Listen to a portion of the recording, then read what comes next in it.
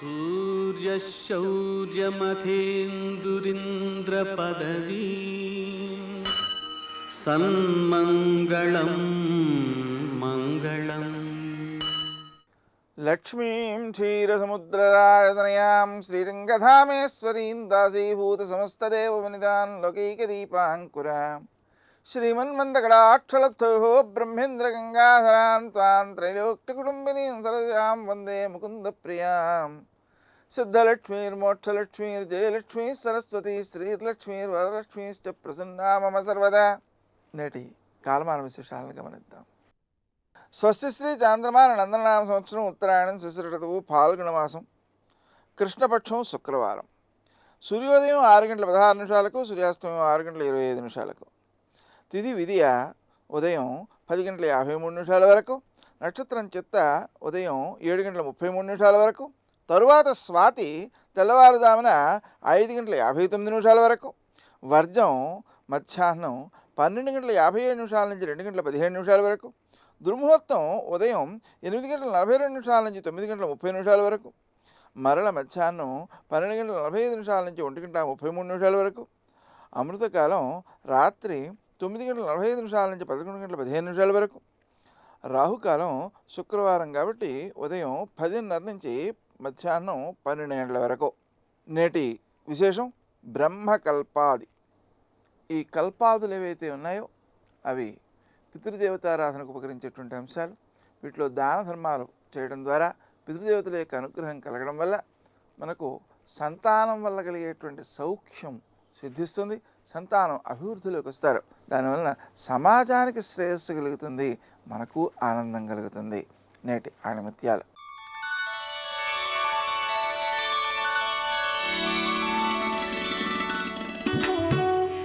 ధర్మం పరిరక్షిస్తుంది, త్యాగం విజయాన్నిస్తుంది.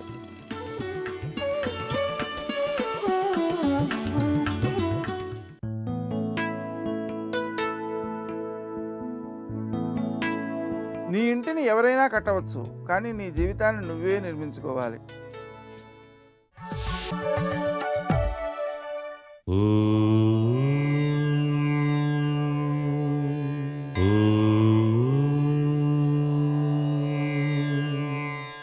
శ్రీ మహాలక్ష్మీ నమః. ఓం నమో నారాయణాయ. ఓం నమ శివాయ. శ్రీమాత్రే నమః. చింతామణి ద్వారం అని చెప్పేసి అమ్మవారు నివసించేటువంటి అద్భుతవంతమైనటువంటి ఆ ద్వారం ఉంది. ఆ ద్వారంలోకి అడుగు పెట్టాలి అంటేనే బ్రహ్మ విష్ణు మహేశ్వరుల సైతం కూడాను అక్కడ బ్రహ్మ బ్రహ్మణిగా, విష్ణువు వైష్ణవిగా, శివుడు శివాణిగా వెళ్ళటం జరిగింది అని మనకు దేవీ భాగవతంలో చెప్పారు. వీరు ముగ్గురు వెళ్ళేసరికి ఆ రాజరాజేశ్వరీదేవి సింహాసనాధిష్ఠి అయి అలా కూర్చొని చిరునవ్వు చిందించిందిట. వీరు ముగ్గురు కూడా వెళ్ళి నమస్కృతాంజలి గడించేటప్పటికల్లా ఆమె యొక్క పాదాలకు ఆ బొటని వేలులో ఈ ముగ్గురు కూడాను బ్రహ్మ విష్ణు మహేశ్వరులు చేయవలసినటువంటి విధి నిర్వహణ బాధ్యతలన్నీ కూడాను కళ్ళకు కట్టినట్టు కనిపించాయి అని చెప్పేసి మనకు చెప్పారు. అంటే ఇచ్ఛాశక్తి, క్రియాశక్తి, జ్ఞానశక్తి స్వరూపిణిగా ఆ తల్లి విరాజిల్లుతూ ఈ బ్రహ్మ విష్ణు మహేశ్వరులకు తమ బాధ్యతలను వివరించింది అన్నమాట. అందుచేత చింతామణి ద్వారానికి సంబంధించినటువంటి పట్టణం ఎవరైతే నిత్యం కూడా ఆరాధన చేస్తారో ఆ మణిద్వీప వర్ణన అనేటువంటిది విశిష్టవంతమైనటువంటి తత్వాన్ని ఇస్తుంది. ఆరోగ్యాన్ని, ఐశ్వర్యాన్ని, అన్ని పనులు కూడా సక్రమంగా నెరవేర్చుకునేటువంటి స్థితిగతుల్ని, గృహయోగాన్ని, విద్యను, వినయాన్ని, సంపత్తిని అన్నీ కూడా ప్రసాదించేటువంటి అద్భుతవంతమైనటువంటి వర్ణనాతత్వం ఆ మణిద్వీప వర్ణంలో దాగిన పరమార్థం.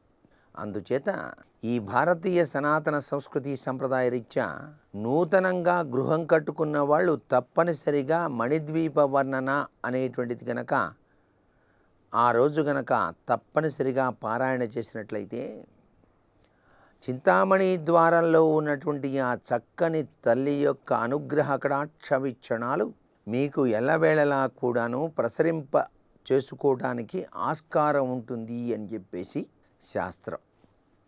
అందుకనే విధి వ్రాసిన దుర్వ్రాతను కూడా తొలగించేటువంటి దివ్యవంతమైన శక్తి ఆ చక్కని తల్లికే ఉన్నది అని. సర్వే జనా సుఖినో భవంతు.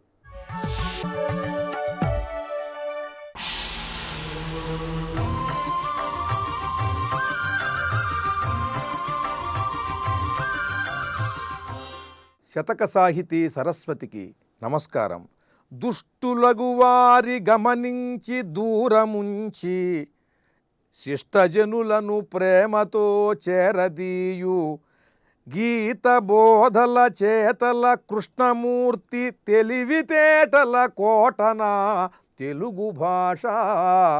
దుష్టులగు వారి గమనించి దూరముంచి, ఎవడెవడు దుర్మార్గుడో వాణ్ణి గమనించి వాణ్ణి దూరంగానే ఉంచి, శిష్టులగు వారి ప్రేమతో చేరదీయు, శిష్టులు సజ్జనులు అయినటువంటి వారిని ప్రేమతో తన దగ్గరకు చేర్చుకునేటువంటి ఆ శ్రీకృష్ణ భగవానుడు ఆయన యొక్క గీత బోధల చేతల కృష్ణమూర్తి తెలివితేటల కోటన తెలుగు భాష.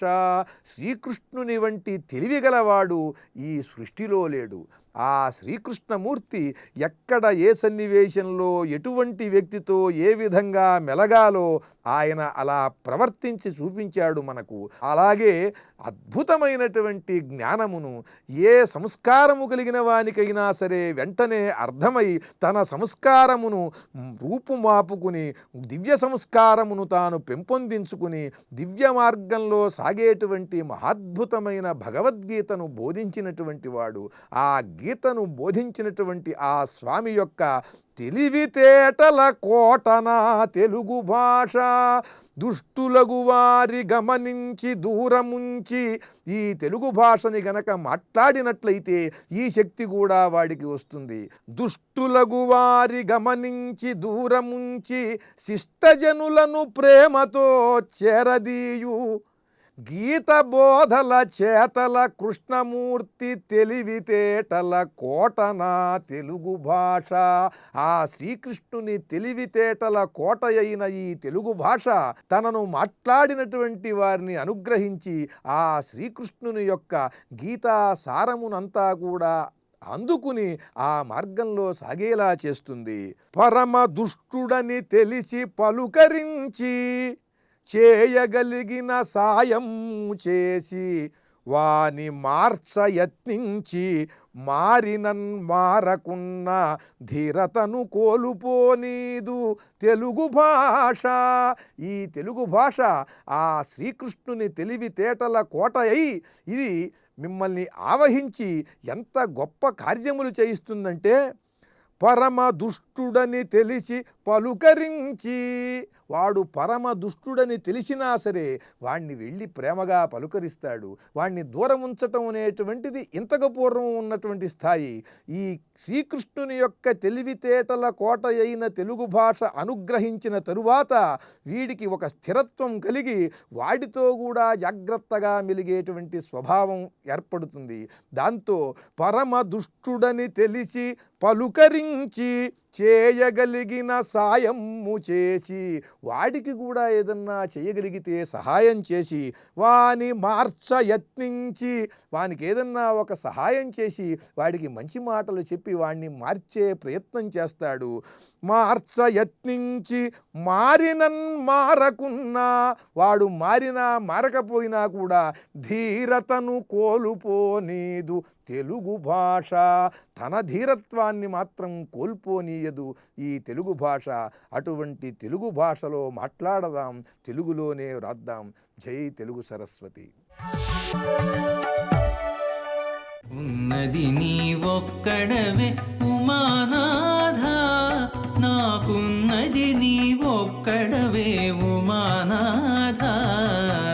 ఉన్నది నీ ఒక్కడవే ఉమానాథ.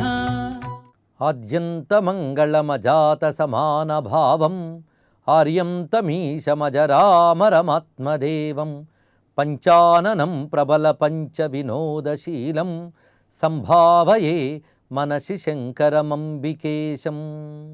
శివాయ గురవే నమః. శ్రీమాత్రే నమః. శ్రీ విష్ణురూపాయ నమః శివాయ. శ్రీ పార్వత్యై నమః. పార్వతీ జనన గాథని చెప్పుకున్నాం. అమ్మవారు బాల్యదశ నుంచి కౌమార దశలోకి వస్తున్నటువంటి సమయంలో నారదులు వారు హిమవంతుని ఇంటికి వచ్చారు. అప్పుడు హిమవంతుడు ఆ దేవర్షికి పాదములు కడిగి ఆ నీళ్లను శిరస్సుపై జల్లుకుని కూర్చోపెట్టి అర్ఘ్యాదులు సమర్పించిన తర్వాత, ఈరోజు నేను ధన్యుణ్ణయ్యాను, మహర్షులు ఇంటికి రావడం వల్ల నేను ధన్యుణ్ణయ్యాను అన్నాడు. సాధారణంగా ఇంటికి మహాత్ములు వచ్చినప్పుడు ఆ ఇల్లు సార్థకమవుతున్నది. అందుకే మహాత్ములు మా ఇంటికి రావాలి, ఆతిథ్యం పుచ్చుకోవాలని ప్రతి గృహస్థు కోరుకోవాలట. పెద్దలు ఒక మాట చెప్తారు, ఏ ఇంటికి మహాత్ములు వస్తారో ఆ ఇల్లు భవనము అన్నారు. మహాత్ములు ఇంకా సాధకులు ఇత్యాది గొప్పవారు రానప్పుడు ఆ భవనంలో భకారం పోతుంది అన్నారు. అంటే ఒట్టి వనం మిగులుతుందిట, అది అడవితో సమానమే అని చెప్పారు. అందుకు ఇల్లు అనేది సార్థకం కావాలంటే మహాత్ముల పాదధూళి ఆ ఇంట్లో పడాలి అని చెప్తారు. అలాగా ఈ మాటలన్నీ ఇక్కడ దేవర్షితో పలికేడు హిమవంతుడు. పైగా ఇంతమంది దేవతలు ఋషులు నా ఇంటికి వస్తున్నారంటే ఇదంతా కూడా మా అమ్మాయి వల్లనే, ఆమె నాకు కుమార్తెగా లభించడం వల్ల మాకు పట్టినటువంటి మహాభాగ్యం ఇది అని చెప్పి మేనా హిమవంతులు ఉభయులు కలిసి సత్కరించి నమస్కరించి కూర్చోబెట్టి నియమించి ఆ తర్వాత అమ్మని పిలిచారట. అంటే పార్వతీదేవిని పిలిచారు. వచ్చి అమ్మాయి నమస్కారం చేయన్నట్ట. ఎందుకంటే లోక మర్యాదలు ఎంతైనప్పటికి కూడా బాల్య రూపంలో ఉన్నప్పుడు ఇంటికి ఎవరైనా పెద్దవాళ్ళు వస్తే ఇంట్లో పిల్లల చేత నమస్కరింపజేయాలి, ఇది సంప్రదాయము. అలా కానీ నమస్కరిస్తే ఆ పెద్దల ఆశీర్వచనం కానీ లభిస్తే ఆయుః కీర్తి విద్య ప్రజ అన్నారు ఇక్కడ. అంటే ఆయుష్ కీర్తి విద్య సత్సంతాన వృద్ధి ఇవన్నీ లభిస్తాయట. అదేవిధంగా ఇంకో శాస్త్రంలో ఆయు కీర్తి విద్యా యశాహ అన్నారు ఇక్కడ. అంటే ఆయు కీర్తి విద్యా యశస్సు ఇవన్నీ లభిస్తాయని చెప్పారు ఇక్కడ. పైగా సంపదలు ఆయుష్ ఐశ్వర్యము ఇవి కావాలంటే పెద్దల్ని నమస్కరించాలి. అభివాదనశీలస్య అన్నారు ఇక్కడ. ఎవరికైతే పెద్దల్ని చూస్తే నమస్కరించే సంస్కారం ఉంటుందో వాళ్ళకి ఆయుష్ విద్య సంపద కీర్తి ఇత్యాదులు లభిస్తాయి. అందుకు పిల్లల చేత పెద్దలకి నమస్కరింపజేయడం పెద్దవారి బాధ్యత. అందుకు ఇంటికి నారదులు రాగానే పార్వతీదేవిని పిలిచి అమ్మ నమస్కారం చేయన్నట్ట. అప్పుడు పార్వతీదేవి నమస్కరించింది నారదునికి. నారదుడు ఒళ్ళు పులకించిపోయింది. ఏ జగదంబని మేము నిరంతరం ధ్యానం చేస్తామో ఆ తల్లి ఒక లీలగా శిశురూపం ధరించి వచ్చి నమస్కరిస్తున్నదని బయటికి ఆశీర్వదిస్తున్నాడు, లోపల తాను నమస్కారం చేసుకుంటున్నాడు అమ్మవారిని. ఆ తర్వాత అమ్మవారు వినయంగా వచ్చి తండ్రి దగ్గర నిలబడ్డారట. అప్పుడు హిమవంతుడు అంటున్నాడు నారదునితో, హే మునే నారద జ్ఞానిన్ బ్రహ్మపుత్ర వరప్రభో సర్వజ్ఞస్త్వం సకరుణ పరోపకరణే రతః.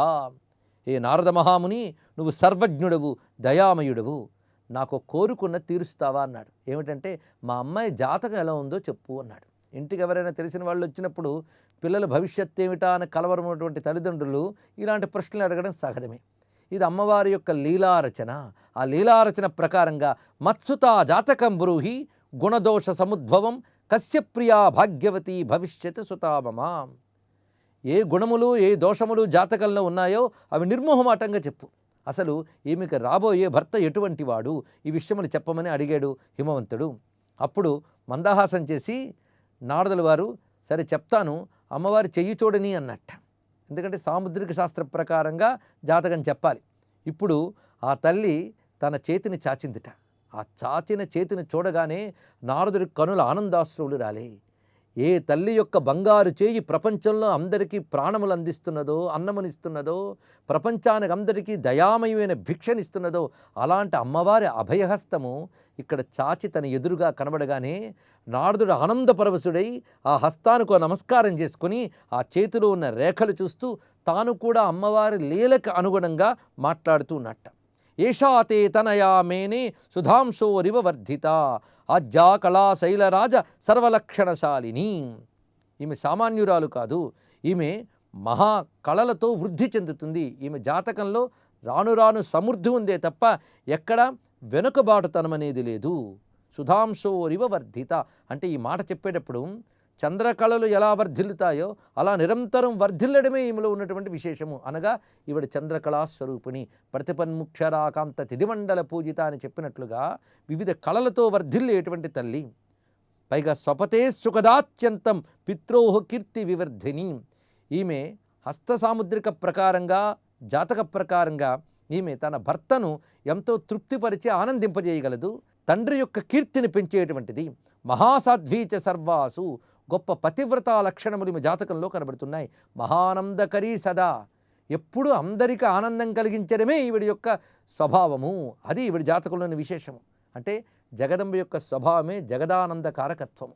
సులక్షణాని సర్వాణి త్వత్సుతాయాః కరే గిరే, ఓ గిరి, అన్ని సులక్షణములు నీ కుమార్తె యొక్క చేతిలో కనబడుతున్నాయి. ప్రతి రేఖ సులక్షణ రేఖ.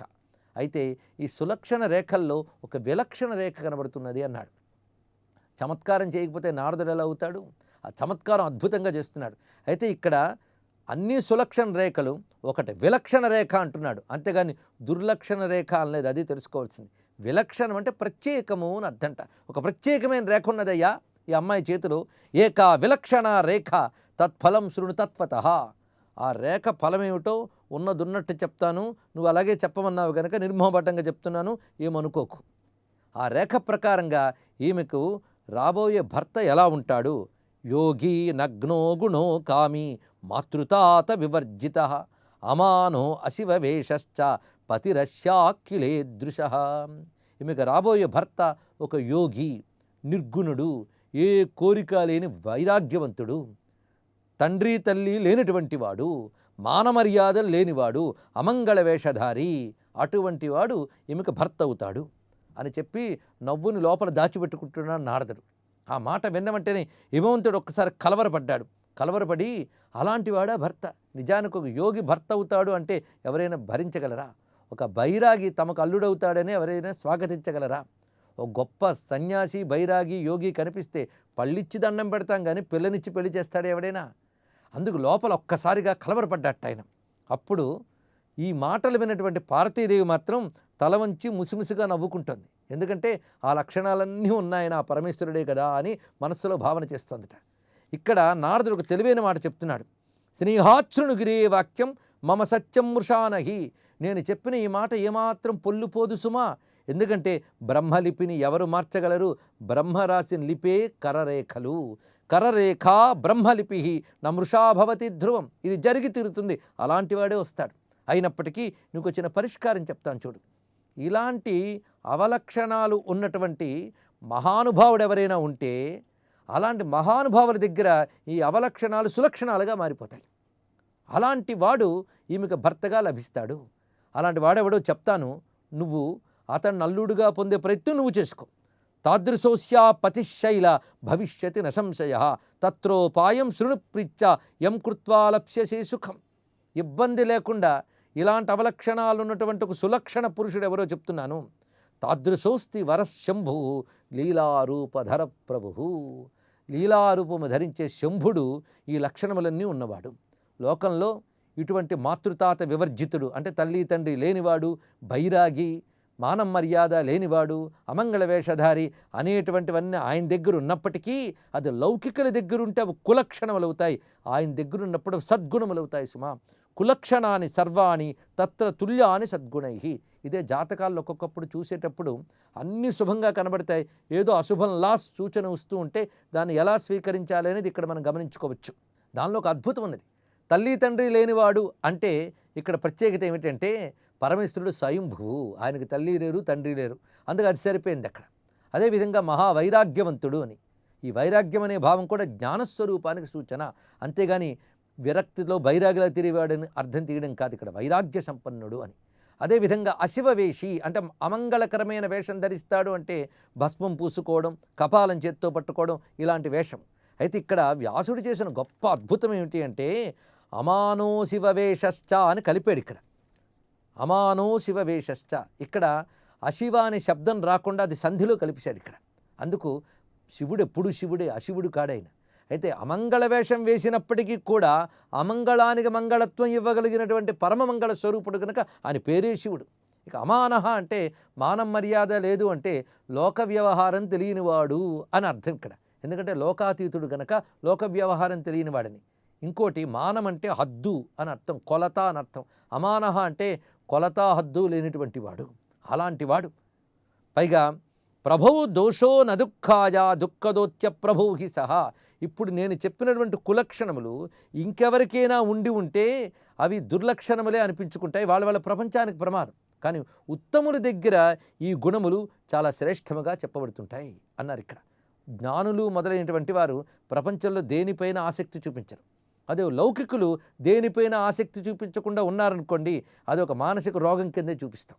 కనుకనే మహాత్ముల యొక్క ప్రవర్తన, అతి సామాన్యులైన ప్రవర్తన ఒకేలా కనబడుతున్నప్పటికీ వాటికి బోలుడన్ని భేదములుంటాయి సుమా. ఉదాహరణకి రవి పావక గంగానాం తత్ర జ్ఞేయా నిదర్శన అన్నారు ఇక్కడ. రవి పావకుడు, సూర్యుడు, అగ్ని మొదలైనటువంటి వారు కూడా వారు చూపించే లక్షణములు ఇతరుల దగ్గర ఉంటే దుర్లక్షణములు ఎంచుకుంటాయి. ఉదాహరణకు సూర్యుడు ప్రతిదాన్ని ముట్టుకుంటాడు.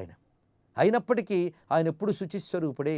సూర్యకిరణములు మురిక్కాల మీద పడితే గంగాజలం మీద పడతాయి. అయితే మురిక్కాల మీద పడ్డాయి గనక ఆయనకి అశుచి అంటిందా? కానీ మురికి కాలువపై ప్రసరించినప్పటికీ సూర్యకాంతికి అశుచి లేదు. అలాగే అగ్నిభట్టారకుడు అన్నీ మింగుతాడు, అయినప్పటికీ ఆయన శుచిస్వరూపుడే. కానీ లోకంలో ఏది పడితే తింటే అశుచి వస్తుంది, అలాగే దేన్ని పడితే దాన్ని ముట్టుకున్నా అశుచి వస్తుంది. కానీ సూర్యుడికి అగ్నికి ఆ దోషం ఎలా అంటదో అదేవిధంగా ఇతరులకు వర్తించే దోషములు భగవంతుడి దగ్గర వర్తించవు సుమా. ఆయన అటువంటి వాడు. అలాంటి శివునకు నీ కుమార్తెనిచ్చి వివాహం చేయాలి, కనుక నీ ప్రయత్నం నువ్వు చేయాలి సుమా అని నారదుడు ఇక్కడ సూచనగా చెప్పాడు. అది విని హిమవంతుడు మనస్సులో నమస్కరించుకున్నాడు. అటువంటి భవ్యమైనటువంటి శివస్వరూపానికి నమస్కరిస్తూ సర్వం శ్రీ సాంబ సదాశివ చరణారవిందార్పణమస్తు. శ్రీరాఘవం దశరథాత్మజమప్రమేయం సీతాపతిం రఘుకులాన్వయరత్నదీపం.